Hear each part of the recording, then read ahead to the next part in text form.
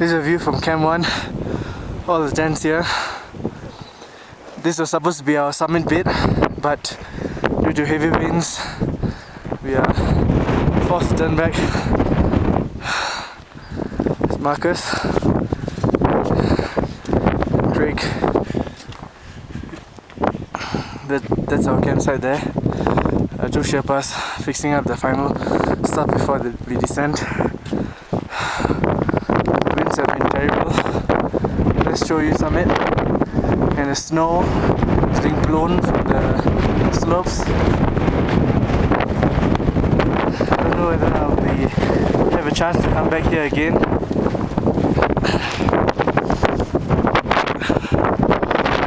It's very, very demoralizing having spent 1 hour